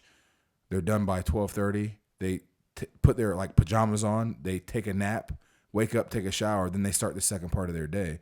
And it's like, look, you can be innovative with like how you sleep and how you structure your day. I mean, you have to be. The more kids you have, The more businesses and things you have going on. Yeah. It's like, look, you can. I mean, I was trying to work out at 11 with our other brother. It was a terrible idea. 11 at night. Yeah, it was bad. But I think, I mean, I heard of a guy. He said he sleeps from 9 p.m. to 3 a.m. It's like, man, it's a good 6 hours of sleep. You get up before anybody else is. You get your stuff done. I mean, you're well rested. So I just think it's being innovative and figuring out what works for you. That's why I brought it up. Oh, yeah, for sure. And I can't agree more with that. Everybody's different statement, because that's something that I saw when I was going through the whole digestion issues. And then I seen even with learning about fitness and what works as far as for what puts size on to different people faster and things like that, what helps people drop weight. It really is different. So that's why a lot of times when people are like trying to plug a one fix all type deal, it's like a lot of times I'm hesitant to fall into thinking that they're somebody that you can take too much from. It's more like when I hear from someone like yours, people that say, hey, everybody's different, and maybe, like you said, try a new way, try something that works for you, because you never know. You never know what you're going to come across. And I'm sure there's a lot of people that are never going to, they're like, there's no way I could get to sleep at 9. There's people that are going to say, there's no way I could ever do a workout at 11 o'clock. I'm exhausted by then. Blah, blah. There's a lot of different things, but there's other people that's exactly the recipe. Oh, yeah. And for the longest time, I was a night workout guy. And that's another thing I was going to ask, with you guys mentioning like your daily routines. So is yours a consistent kind of schedule of when you work out? The reason I try to get there at 5:30 is because the day can get so crazy, and if I don't work out early, I do hit that point where I'm like, I'm too tired to work out later in the day. And sometimes, I mean, I'll force myself to go, but if I can get there at 5, I'm consistent with that most times. Or do you usually still feel okay, like if you're going to do deadlifts or something really heavy early in the morning? Is still? Oh, you still feel I prefer lifting. I feel strongest in the morning. I really do. I feel more energy, but if I try to go heavy with stuff, I feel kind of like a drained feeling. But I think that is individual as well. I think I'm more inspired in the morning because I really do like being the first one in the gym, or if there's just one or two of us. That's that competition in you. It was. That's exactly. That's that competition. You want to beat everybody at everything. I'm here before you too. Exactly. Yeah. It's I feel strongest in the morning, so it's just kind of natural. And so for you, what, is it like squeeze it in when you can? Is it I prefer it in a perfect world to work out in the morning. okay? Yeah, I've been going to the track early in the morning. Right now, I haven't been hitting the weights the past 2 weeks really hard. What's your style My recently? triceps looks pretty good. I've been trying to drop a lot of weight. Oh, I got you. Yeah, I was 268 one day, and I'm like, why do I weigh? I don't need to weigh this much. You know, I mean, I'm not playing football right now, so I've been trying to drop weight. I got to 259 in 8 days. The power mobility method. There we go.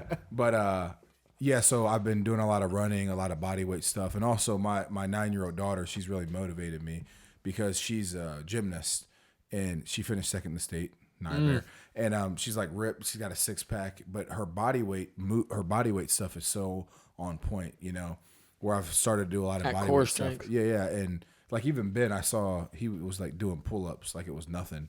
It's like, look, if you can't do 10 pull-ups, 10 dips, like get squats easy, your hips aren't tight, then you're really not in the best shape possible. So I've been doing a lot of body weight stuff to get right for the summertime. For So sure. I'm wearing For sure. tank tops. And so yeah, so ideally early in the morning. If that doesn't happen, then I'll usually work out at 1 o'clock. Gotcha. Yeah, that's around the time I work out with trying to squeeze it into my lunch breaks. And that's something that I just applied and brought in thinking like, how can I have more time with my daughter and with the family? And if I can help out with things around the house with my wife when I get home. I was on a kick for a long time because of, like I was telling him, as far as not having much energy in the mornings or just not feeling like I could do all the type of workouts I want to do right in the morning or on an empty stomach. I was more doing them in the evening. And then as that went on, I felt like I was like, I'm at work most of the day, and then I come home and I leave again, or I take her with me and she just goes and sits in the daycare and stuff. It's like, how much time is she really getting with me on work days and things like that? And it really kind of was hitting me, and I was like, I gotta make a change. And I was telling myself like, oh, I'm gonna do the morning thing and I'm gonna go that route, but it's just I will point out I do drink quite a bit of coffee. I'm a coffee drinker. The funny thing was I'm a I kind of caffeinated had that person. in my notes and things that I kind of picked up because it's weird. I've shied away from it because I shied away from almost anything like stimulant, anything I at advise all. against it. Well, when I was going through all the digestion problem stuff, I was like trying to cut out anything and everything that was like maybe something that was causing issues. So, and I really was never much of a caffeine person to begin with, but I would do the pre-workouts from time to time. And I mean, everybody I think has had their stint with those or is still using them. So real quick, it was funny one time because Ben the Bang spokesman. I wish Bang would sponsor me. I love Bang. They taste good. That's the problem with coffee and really any pre-workout. It tastes good. But me and Justin are working out one day, and I was just like, he's just talking and talking. I'm just like, dog, you got so much energy right now. I was like, did you take a pre-workout? He was just like, no. I was just like, because he never does. I was like, did you have anything? He was like, I had this Spark stuff from like Avocare or something like that. I was like, it's like 200 milligrams of caffeine. That is pre-workout for you. He was like, man, this is what I've been missing. This feels amazing. And I'm like, it is I do feel a better workout if I have some caffeine in me. It is what it is. And it's such a hard process to I've went my weeks without any caffeine. And I mean, once those headaches set in, I'm just kind of like, like, I don't, maybe one day, but not right now. I need my coffee. Yeah. Well, and there's a lot of research saying that, like with the blood vessel dilation and things like that, that it's beneficial to work out. And all that too, as long as you don't overdo it. And I Right. think there are some people, I mean, people that dry scoop it straight in their mouth. I'm like, you're just trying to show off or something. Like I want the water to cut it up. I've drank a cup of coffee and been like, all right, give me a gallon of water to try to cut the caffeine. Because I really do just want kind of a keto coffee. I think was great because that butter kind of it delays the reaction of the caffeine. Right. So It's supposed to give I you a really longer, enjoyed stretched that. out energy, right? As opposed to getting your energy from sugar and just the I've been caffeine. drinking Bulletproof a couple Really? days a week. Yeah, I like it. And I'm not a coffee drinker. Are you doing like the butter and the coconut oil, or just butter, or just coconut oil? When What I do you- get it's or butter- you're just getting it butter already and made? coconut Okay. oil. Yeah, but really, so our family doctor Eric Serrano, he was, I think, before his time because he would tell me to consume ridiculous amount of fats 10 years ago before anybody else was doing it. And now it's the wave. Yeah, I Tim noticed Tebow. that when I got my testosterone tested, I remember when I was in Carolina, the doctor highlighted and marked a star by it because my testosterone was so high, and I think that has to do with what I was eating, with the fats I was eating. Yeah, I mean, I know that for sure. fat consumption and digestion and how well you break it down is a major player in hormone levels yeah. across the board. Yep. Yeah. Yeah. So what nowadays is like something that with either one of you, I like we said, we just talked a little bit about caffeine, but something that is, do you guys have anything that you recommend or is like go to? And I'm not saying as far as like, I'm not trying to put you guys out there to give you any liability or anything like that, but just something that works for you guys. That is there anything that you guys do on a consistent basis, whether it be creatine, this, that, some type of, I seen one time, I think I seen a post from you with the what's it, ashwagandha, boron, and something else. Yeah, I have the testosterone of a silverback gorilla. So my regimen is I eat a ton of macadamia nuts. I eat ashwagandha. KSM 66 is the best formulated ashwagandha. It's the powder or pill. It's a pill, but it's very like a concentrate or an extract of it. Yeah, it's very concentrated, so you get a lot of it. Boron, I think, is good. Theanine, I've been taking, and I was taking this before. There was a lot of studies on theanine that are coming out now that shows it's good for your brain. It's in the bone broth and stuff like that, right? And a lot of meat. Oh, really? Yeah. I think so, right? Yeah, I take a tablet. Okay. And then my wife let us get a sauna in our basement, and so I love it. And the studies these were studies from 20 years ago that shows the benefits of recovery hormonal treatment. So that's what there's like a 45% decrease in all mortality for all different diseases with 20-minute sauna sessions at least 3 times a week. Yeah, I think it's one of the best things for you. And even I heard in Europe that having a sauna is like having a bathroom. Yeah, it's just the thing. It's just normal.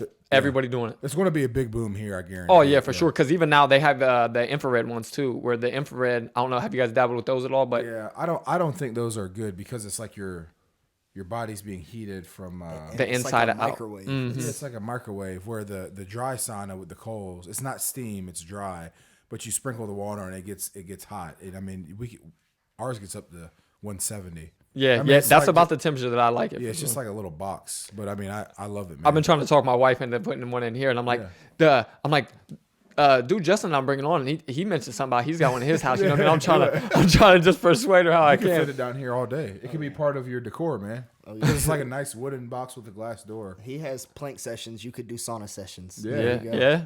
Very true. Never thought about it. Just remember who thought of that. Hey, I'm gonna like buy that domain right now. Look at him. I'm kidding. Look at him.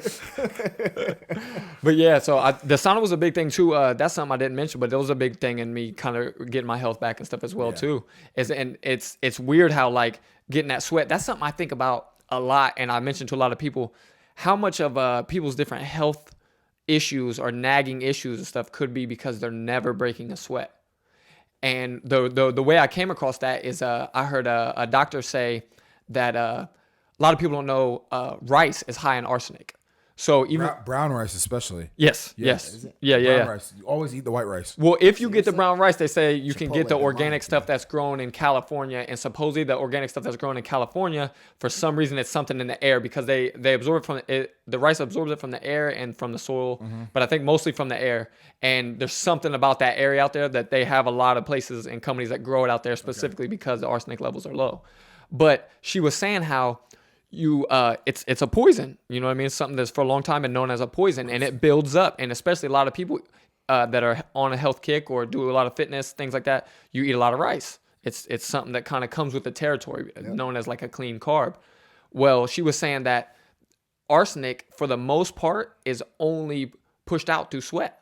So it's not something that you're going to push out through the digestion process and stuff like that. So she was saying like, it was something that clicked on me right off the bat. Like, so how many people are slowly building up higher and higher levels of arsenic because they eat a lot of rice, but they don't exercise or they don't run or they don't do anything to really break a hard sweat? And it's crazy. I felt like once I started doing sauna and things like that, that breaking those hard sweats, how good you feel afterwards is crazy. It's crazy, like the difference in like how you just feel like more energized and your skin gets better and everything just starts feeling more limber and loose, and I was really impressed with it. And the infrared thing, I actually kind of liked it a little bit. Not like same thing like you're saying. I don't think it's the same benefit as the regular sauna, and the regular sauna has the proven studies and all that. But the weird thing about it, and not to get like too weird or gross about it, but it's like when I would either take a certain herb or tea or this and that or random things where people would say this is like a detox thing and it'll like make your pits sweat, and you know what I mean, or make your pits sweat stink and things like that, or whatever. Like I would legit see that happen with certain things, certain herbs and supplements that you would take and things like that. The infrared sauna is like that. So like you go in the infrared sauna, I don't know if you guys experienced the same thing, but the times that I went in there, it was like I wouldn't be sweating overall, but I would in like my armpit area. Push something out. Yeah, and it felt like it was pushing something out. And they say that it supposedly is a little bit better for detoxing like internal things because it heats you internally, where you're going to get a lot more of the skin thing and stuff with like your outer layer and your limbs and stuff as far as a regular sauna. But I like them. I like them both, and I definitely think the sauna is something that could change a lot of people's lives. I think they work good. And also, too, Ben got me hip to the bulletproof coffee, the keto coffee. Yeah.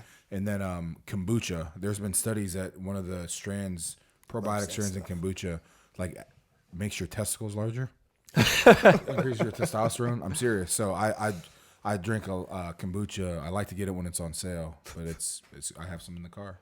Yeah, I mean that seems like to be a vibe that we talked about with Josh too. That random things that I see from you guys, or whatever, too. It's like even with the success you've had or anything, you guys are still very money savvy and like to get a deal, man. That's something that seems to be in the family instilled as well. We're frugal. Josh is cheap.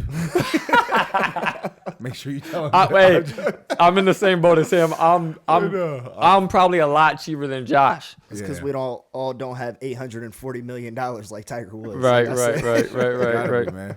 So what about you, Ben? Anything that you recommend or you've really seen make a change in your fitness or your energy or anything that you think somebody could benefit from? Hey, you need a cheat day every now and then just to keep you sane. For sure. But I take a multivitamin. I don't swallow pills well. Like I can't even take Advil really well. So I've never really been big into supplements for that reason. But the basics, just a multivitamin, BCAAs. I do, like I said, I advise against high amounts of caffeine just because I did go through my stage of like, I mean, you can get jitters and stuff like that. And not everybody wants to go through that, but it's a weird one too because, sorry to interrupt, but it's a weird one too because it dehydrates you. It does, and if you're not, and that's luckily for me, I don't drink pop at all. So all I drink is water throughout the day. I don't drink juice. I don't drink milk. That's just water all day. So I do make sure I'm always hydrated. If you're going to drink alcohol, drink tequila. That raises your testosterone levels. Really? That's a wild one. Yeah, as far as I know. Studies. I mean, I can Google. You just pumped up Patron sales around here. That's exactly it's locally at least. Tequila. I mean, you can't burn fat while you have alcohol in your system. So I mean, don't go overboard. But they do say tequila is one of the best ones for you. But yeah, I think just trying to eat healthy, fruits, vegetables. I like I said, intermittent fasting is real big with me. I think it's been the best thing for me when I do hit my points where I'm like, all right, I need to cut back a little bit. I do a 16-8, sometimes 18-6. Are you into the intermittent fasting at all? Yeah, I do it occasionally. I think it's healthy. It gives you a certain amount of discipline. Actually, with Graham, we did a 60-hour fast one day. And hurt. You talk about like legacy. I remember seeing our grandma during certain times of the year go on like these week-long fasts, spiritual fasts called Solemn Assembly. I'm like, man, that is a long time. And we went 60 hours. And did you do it too? I did it like 3 days after you. Okay. And I got a lot of mental clarity, lost a lot of weight, and it was physically I think it's healthy, but then it's the discipline. Like, look, I'm not gonna eat my food. So yeah, it's weird how just it being around you is what really is the hard part, is somebody else eating or cooking and just smelling it and just like, I need a steak or I need something right now. During the first time I did, I remember my wife made like my favorite meal ever. Oh man, that's dirty.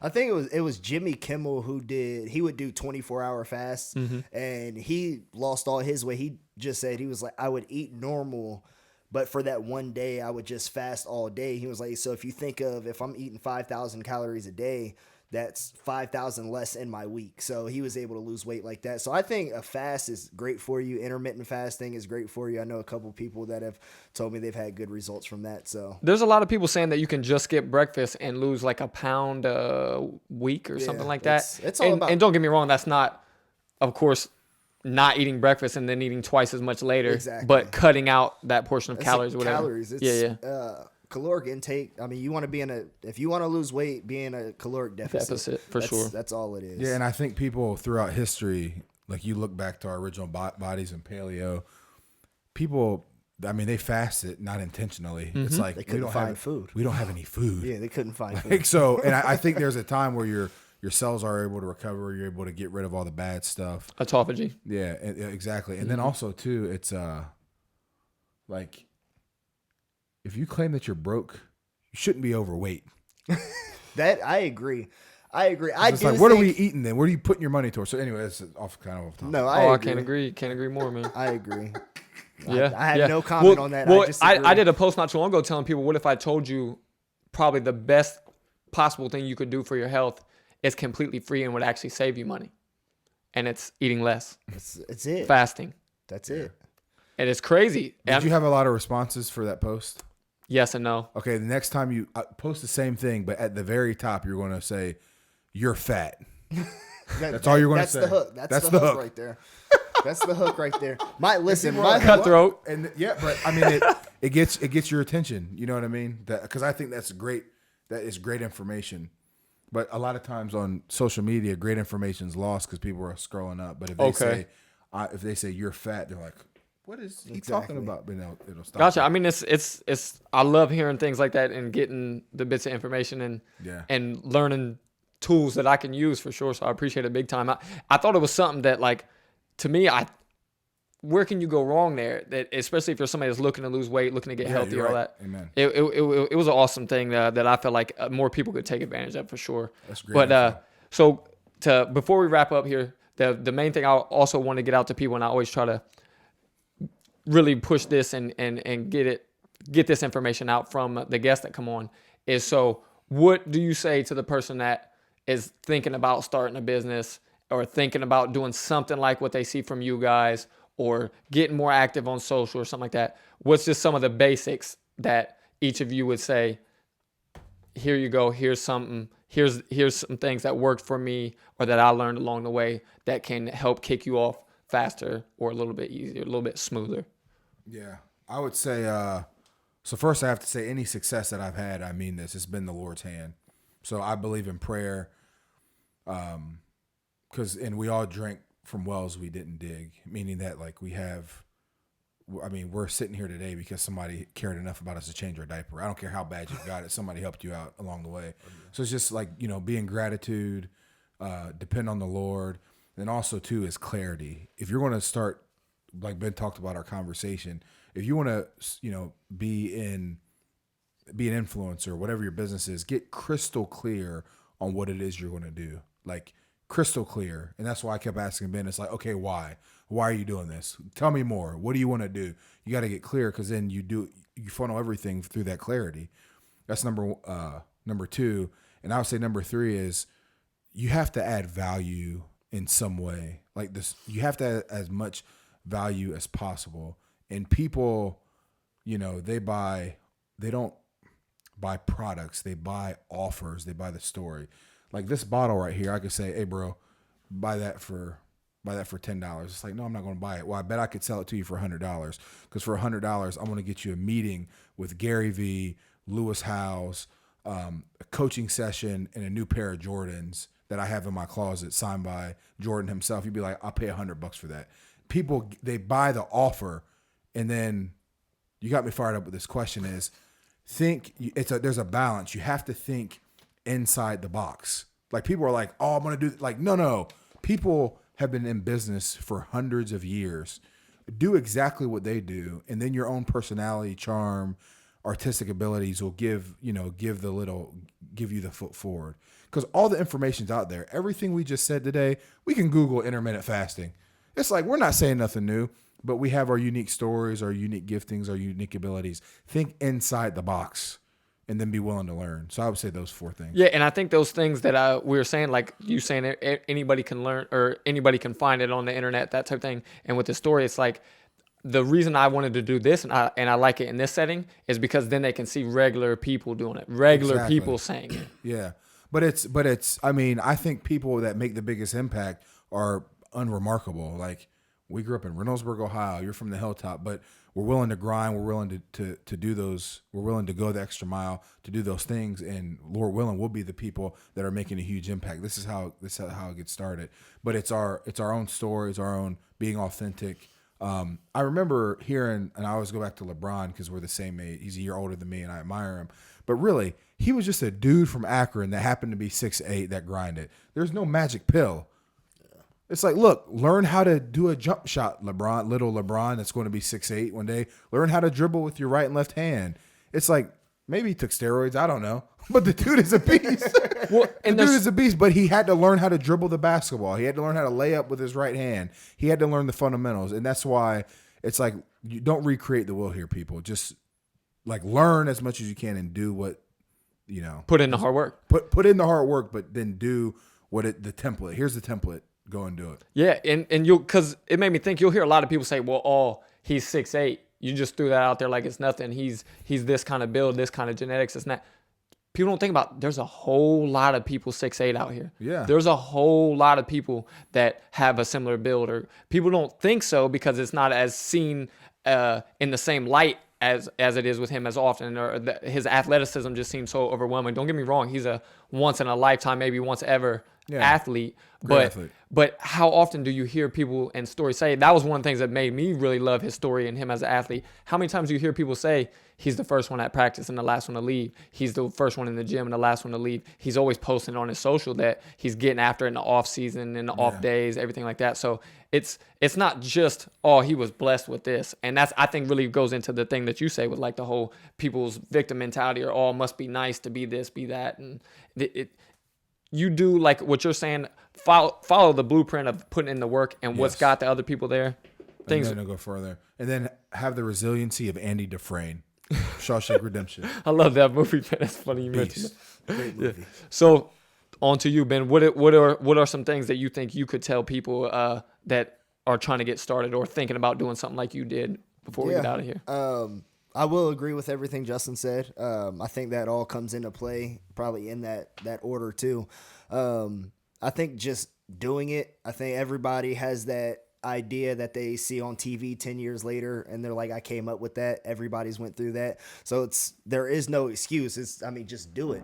And I always come back. I'll say that second. First is get rid of your victim mentality. That is my favorite quote. I think it's or favorite phrase. It's one of those things where you could sit there and figure out all the reasons why you're not doing something, why you can't do something. And I've had people say, well, because I always say, look, somebody's had it worse. Somebody does have it worse. And you have people that like, just because somebody has it worse doesn't mean it takes away from your problems that you have. And it's like, I agree with that, but they still have it worse. Like, it could be worse. And I think I've made it as far as I have by saying, look, I don't have any excuses. I have zero excuses. So just getting rid of your victim mentality, getting rid of all those excuses, just doing it. And really, like Justin said, just learn. I mean, you have the template, but just learn. Figure out exactly your reason why and just making it happen. I think people sit around too long. Procrastination is, they say what is it? The devil is idle time. Idle time, idle hands. Yeah. So it's one of those things where if you're watching a new series, if you're binging a series on Netflix, then you're not doing something right. I can promise you that part. So, yeah, that's really it. Just get out there and do it, man. It doesn't take a lot. That's been the vibe everybody that's came on here said, and I feel like everybody sees that now with the on social as well, with the people that are doing well and successful and doing big things. That's the vibe. Like, get after it, go do, don't wait. That's it. Push. If we didn't talk, we wouldn't be here doing this. If he didn't call me, I would have never worked for Venia Medical, worked with my brother. Sometimes you just take risks, take the chances, but at the worst, I mean, it might not work. Okay, do something else. I think people stress too much on how am I going to pay my light bill, my electric bill, but it's like most of those times you figured it out. You'll figure it out. So Yeah, and there's it no makes me point in think of your whole stressing. wolf mentality thing, like you were saying too, as well. Because it's like, if you get put in that position, you're likely to grind harder. Yeah, that's exactly what it is. You're not going.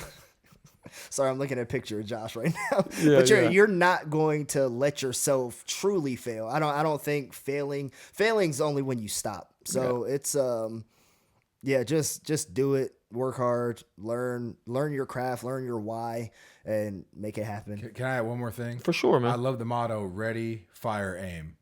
It's like it's not ready, aim, fire. Ready, fire, aim. Just do it. Like any that's good. action's That's a good better one. than no action. And last thing I'll say is wear this outfit and put your picture on a book like that. But love this dude. I give Josh Josh credit. did it. Josh did it. He wrote a book. How wrote a many book. people Oh. said they were going to write a book? I'd see this in both of your futures for sure too. Even whether you guys are thinking or not, I definitely see it in yours, and I think down the line you as well, man. I appreciate it, I mean, man. it's that product thing, and a lot of things that he like put out in this is just like they make so much sense. And it's one thing that I have to say before we get out here, because I was like, man, this is making me laugh so hard on the inside. So Ben is so competitive that when you took his water a minute I took ago, it and had to drink it. I was like, why do you have to use my you took water? his water, and you were talking to me about the water and explaining the bottle. The minute you let it go, I the noticed minute that you too. let it go, he took the cap off with a stank look on his face, and took a drink and set it back down. Hey, man, use your own water. Yeah, this is my water. I love it, man. I love it, man. That was just instinct. I didn't think anything of it, but I did think the same thing. I After didn't it even was already notice in it my to the hand, I last was second, like, but then when I seen the look on his face and everything, I'm like, oh man, this. Here we go again. I noticed I was like, man, was he mad? I didn't notice it till it was already in my hand. I was like, my bad.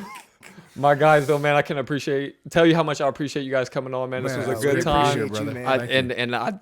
I love everything you guys are putting out. Honestly, I really do. Thanks, I mean, brother. even the controversial stuff now makes a lot more sense too, with him saying the hook stuff. Not to mention with get people seeing, talking. yeah, man, and seeing your personality and everything, and knowing that you still are putting out the right vibe overall and trying to help people, man. And that's what I hope to do with this, and that's what I see you guys doing every day, man. I really brother. appreciate it, and we can go ahead and wrap it up on that note, man. Let's do it again, bro. Oh, hey, Yeah. Please. That when somebody says that, that's the biggest compliment to me, man. Cool, man. That's This the is best great. thing I This can is hear. great.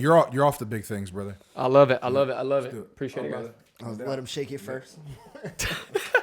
Thank you, sir. Even then, he's like, oh man, hold on. He gets the first shake.